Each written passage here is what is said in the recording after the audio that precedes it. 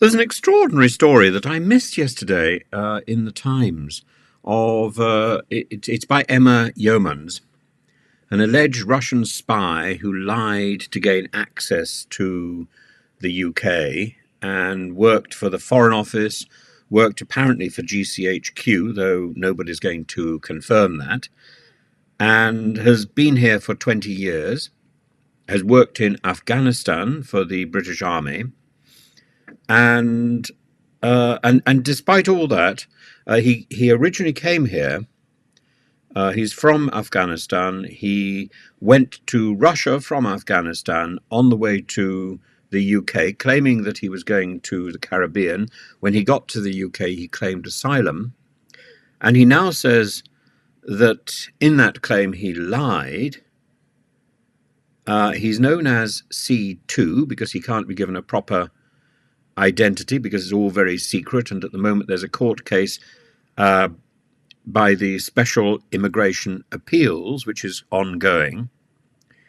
And apparently an officer of MI5 accused him of having been a spy since the age of 5 and working consistently for the GRU, that's the Russian military spy intelligence agency, the people behind the Novichok scare in Salisbury in 2018. So it's quite a list of problems, and it's not just a problem. I think that's flagged up for the relationships between Britain and Russia. Apparently, he's got access to sensitive documents. Apparently, he's met the King and Prince William on visits to Afghanistan with the British government. Apparently, he has been regularly in contact with officials from the GRU. He says that this is because that's his job to translate, but MI5 have raised an eyebrow. As I say, it certainly makes the relationship between Britain and America and Russia again very, very fractious, if it wasn't already so. But it's got an additional problem, and the additional problem is that it comes at a time when the spotlight is turned on the way asylum applications are processed and managed, and particularly asylum applications from places like Afghanistan. And at the moment, people are just shoved in hotels and left in an asylum limbo. Or they're told that if they haven't got the right access, if they haven't come here through the right routes, then they're not allowed here anyway, under Suella Braverman's pernicious laws. And just before she made those laws, if you remember, in November 2022, Tim Lawton in a Commons committee chamber asked her about a hypothetical African migrant who wanted to claim asylum in the UK, who had a relative already in the UK, who was settled in the UK. How would that person get to the UK? And Suella Braverman had to admit that he'd probably have to come here by an illegal route. And that, of course, now would be completely inappropriate. Simply the act of coming by an illegal route rules him out of any chance of an asylum claim. So, she actually admits in that committee meeting, you can hear it, I did a video about it, she actually admits this is the way to do it, to come here illegally and then claim asylum. Under international law, she's quite right. Under international law, that's exactly what you do. But the laws that she put out make that now illegal under British law.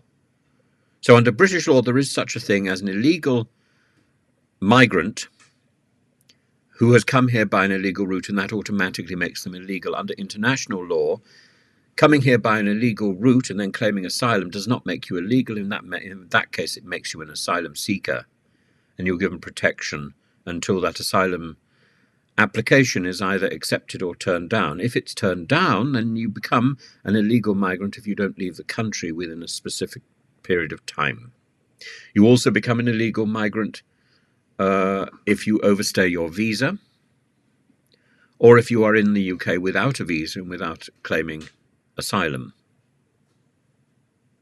So there is a mismatch between what international law says and what British law now says under the tenure of Suella Braverman's guardianship as Secretary of State for the Home Office. That absurdity.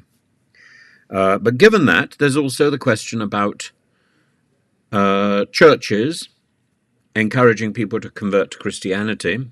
I'm afraid it's part of their, quote, mission, and presiding over dodgy conversion documents which would therefore, for example, prevent the UK government from sending people back to Afghanistan, because these people going back to Afghanistan who had formerly been Muslims would then be seen as apostates and therefore merit the death penalty under Afghan law.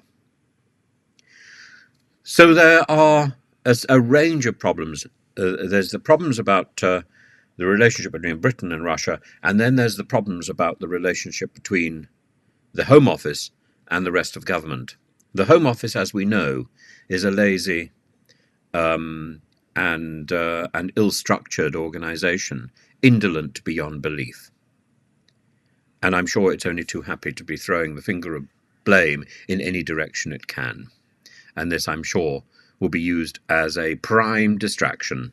And so C2 will become a significant issue. But, C2 claimed that he had been around at the time of the poisoning of Alexander Litvinenko. Was he passing secrets on at that particular moment? That was about the time when he was employed first by GCHQ. The article assumes, and it goes on. This person, how did a person who, an officer from MI5 says you have always been a member of the Russian spy service GRU, you've always been in links with them. How did such a person end up getting such access to the top of British society and therefore compromise our security in this way? How was that possible? He says that he had a fake Russian passport, and from that he was able to go to the Caribbean on a holiday package via the UK, and then from there claim asylum in the UK. It is an extraordinary story, and I think it's one to watch. And the Times is to be praised for flagging the story up. But it's not an easy... There are no easy answers to this story, and the story is going to drag either the Home Office or our country into problems.